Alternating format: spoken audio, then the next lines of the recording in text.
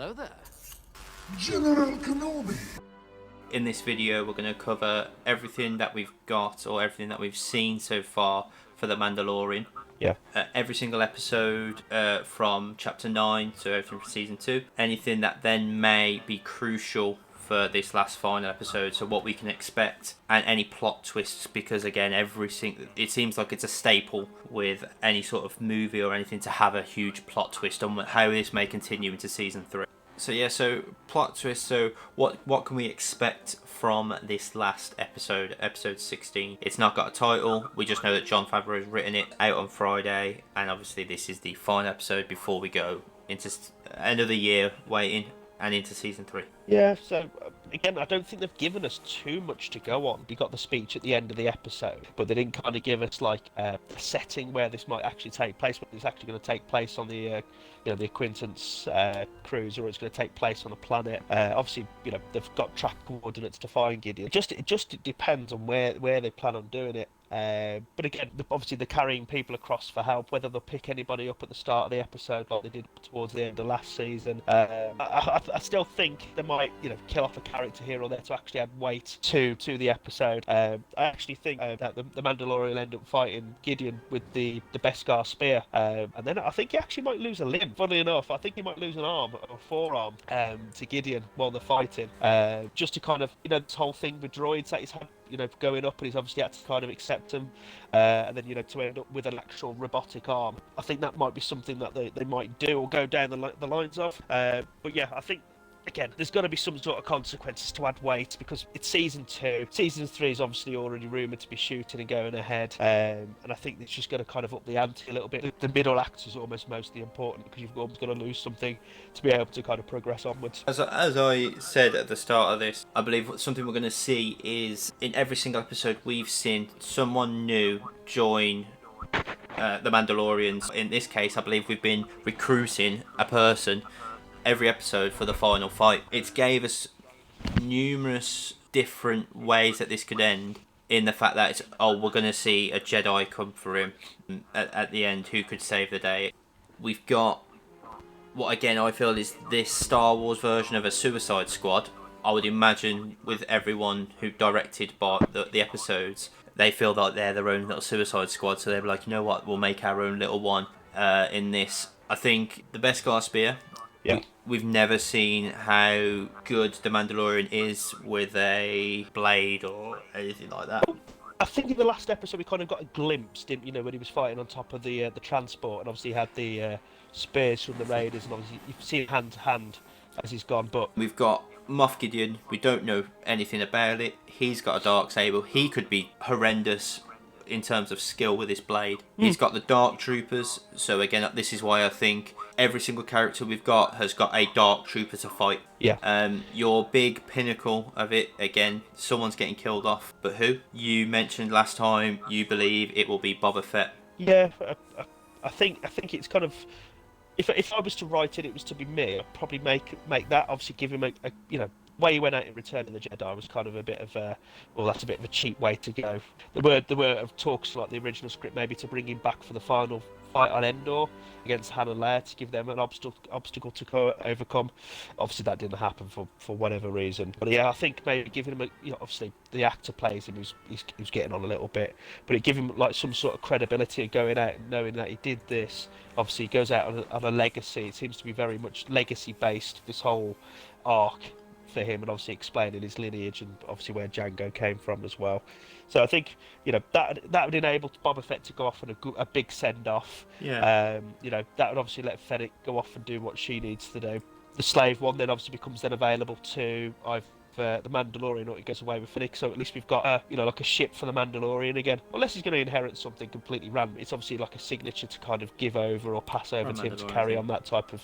Yeah. We've seen Boba Fett have badass moments, so I am kind of a bit on board that he could have a heroic ending, or again, a badass death rather than the Sarlacc pit. We've also got probably what I feel is the key to what this series is about, from the Heiress episode, in which that Mandalore needs to be taken back, and they need the Darksaber to do that. So, in terms of Grand Admiral Thrawn, the announcement of Ahsoka, I believe I believe Ezra still hasn't been found. So Ahsoka's series is solely going to be about Grand Admiral Thrawn finding Ezra and going off that way. So I do not believe the Jedi that will come for, if anyone comes for the child, will be Ezra. So yeah, that obviously we spoke about that first. The episode that we did last time was before, literally like I think a couple of hours before all those announcements went out, and we were like, oh, okay, that's a lot of material to kind of digest in one sitting. But no, I think you're right with Ahsoka, and she's going to be primarily focused on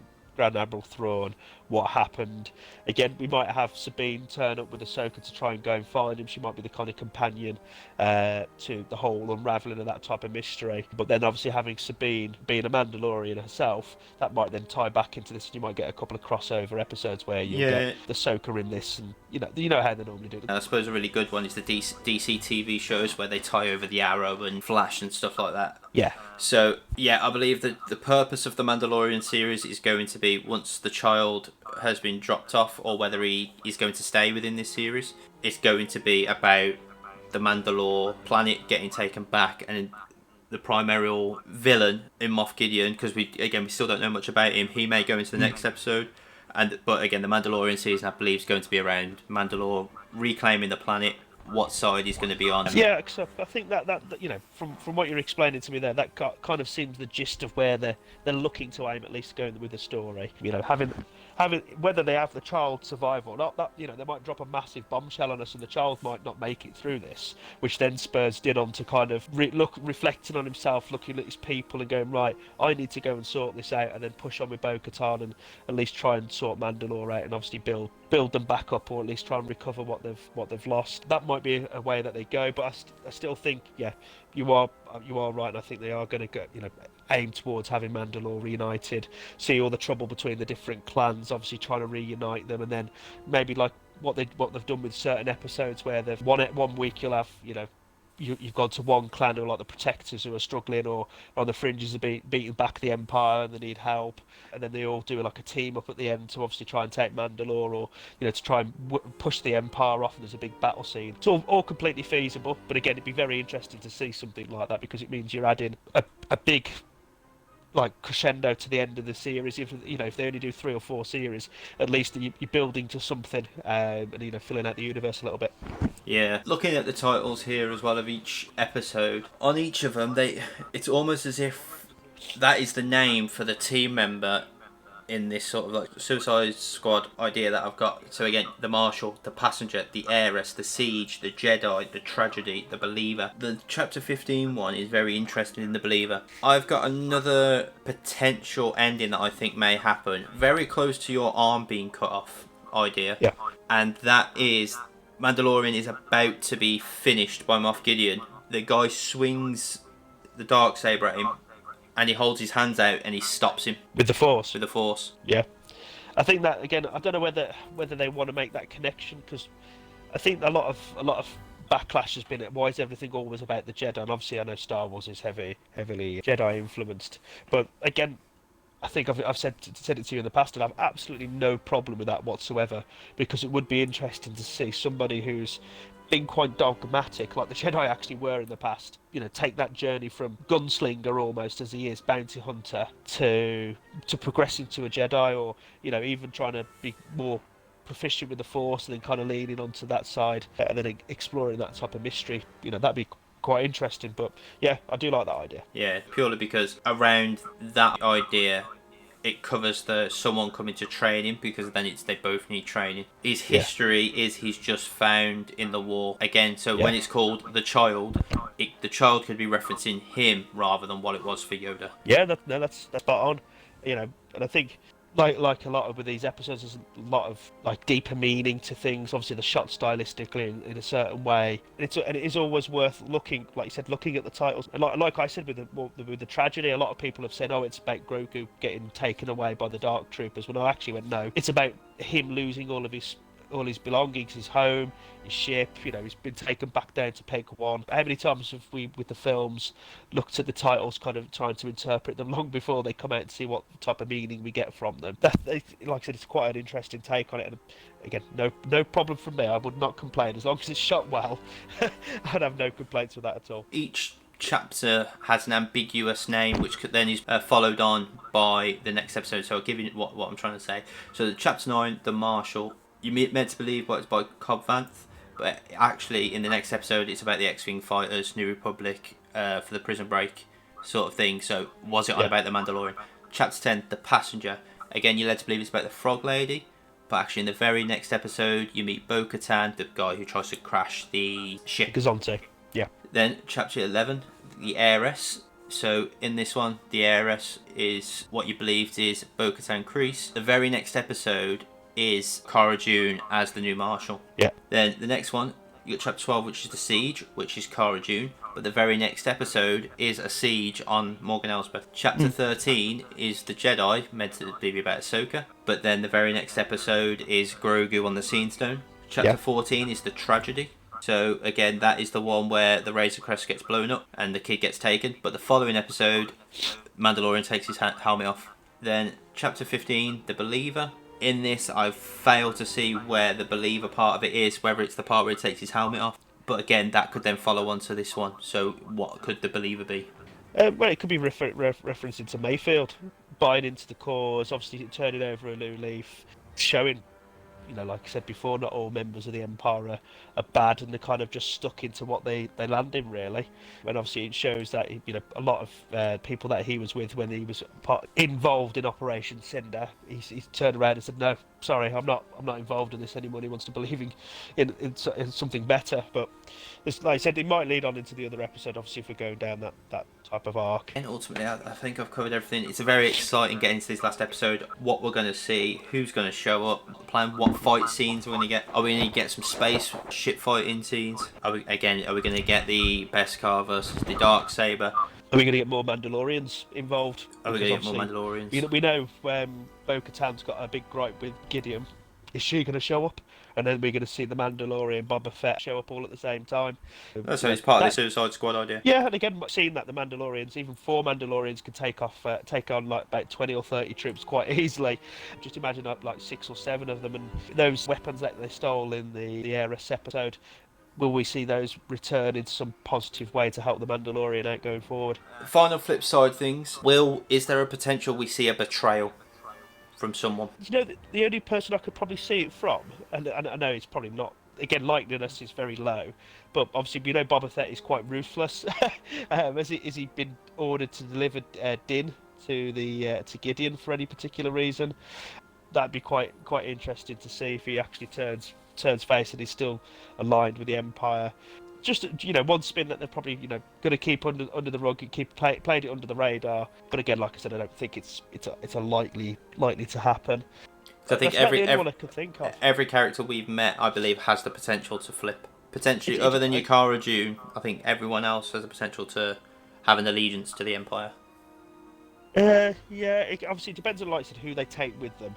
But again, if we go through episode to episode, I don't think Cobb Vanth will, if he makes an appearance. Obviously, Bo-Katan, I don't believe would. Ahsoka Tano, again, I don't think would. Fennec, maybe.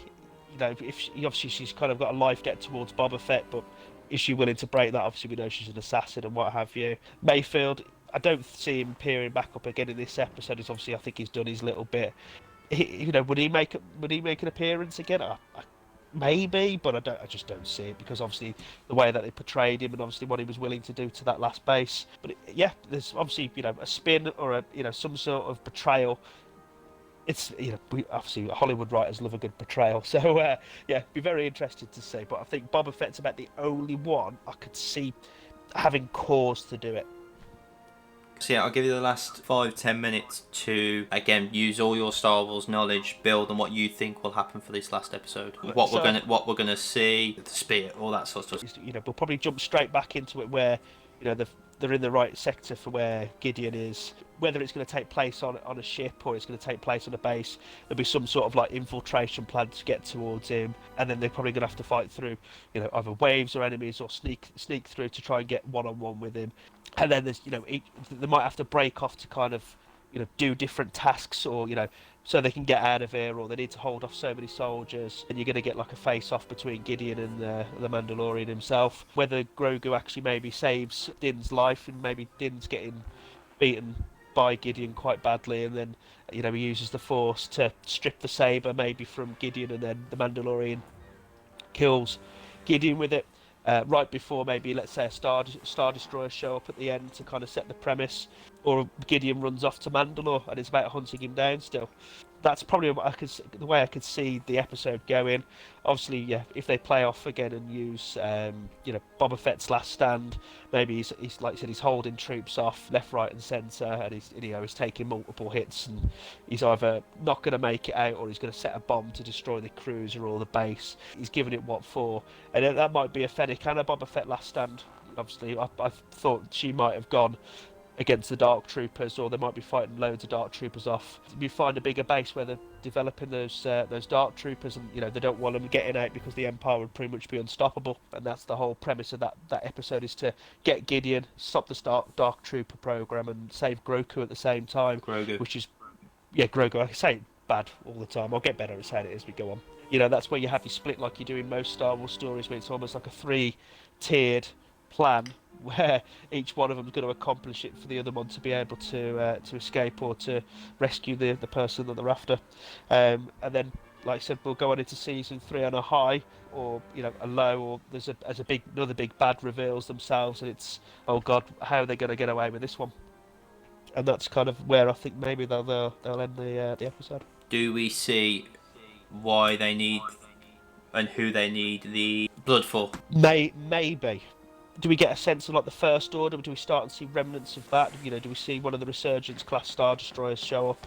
Early days of the First Order, because obviously the General was talking about order, and that's what we're doing. We're disabling the Republic so we can actually instill a sense of order. And they seem to play on that quite heavily. Will we see like the very early remnants of Snoke doing what he's doing around the galaxy? Obviously, Palpatine's in the background. You don't know how long he's been involved, pulling the strings behind the scenes. So yeah, again, it'd be very, very interested to see if that type of ties in, or do we get like a Jedi suddenly turn up at the end and save the day type of scenario? Again, all possibilities, but again, I think it might be a bit more grounded, kind of smaller story, and not involving too many characters, so they can bring them back in future episodes. Hopefully it's a long one, so we can chew as much fat on that when we talk next time. Yeah, well, we'll review everything afterwards, see how right we were. Yeah, it'd be interesting to see what we got right, what we got wrong, and then do predictions for season 3 going forward. Yeah. So yeah, I'll let you outro the video. Okay, well, if you did enjoy this episode of us talking about Star Wars, obviously we can talk all things Star Wars in the future. Do a like and subscribe. The material will keep coming from Dale here. But subsequently, if there is anything else you'd like us to talk about, or you'd like to see videos of, then get in touch, drop a like and a comment in the below. Hopefully we'll speak to you soon, and we'll do some more episodes.